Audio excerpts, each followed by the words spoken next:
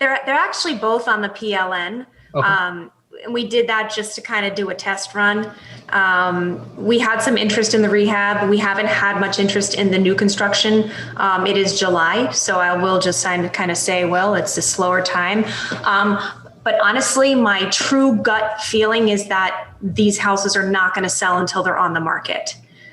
We did try to list a house before on the PLN, and it didn't.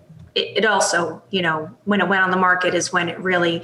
I just find that a lot of people, unless you have a house that you've built before that's virtually identical and you can show images and people can see those pictures, it's very hard for a buyer to walk into an unfinished house and imagine what this is going to look like, even with fixtures on paper and paint colors and stuff like that.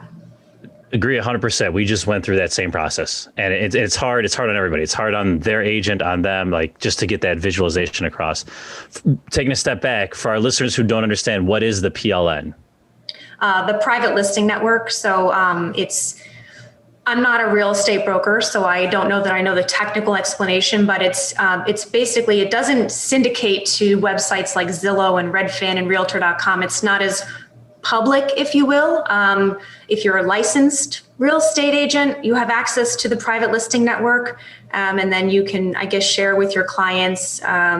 So it's just a more private type of listing.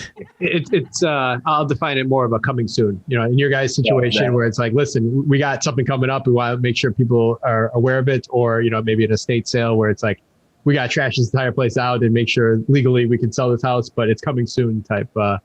And especially I've seen the private network's been around for, I think 8-9 years now, but I think it's only really been catching on steam as we've had a hotter market these last few years.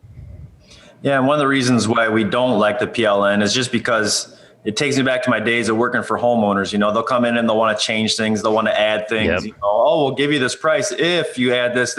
And we're not trying to do that. We're trying to bring a product to the market and sell it to somebody that really loves it.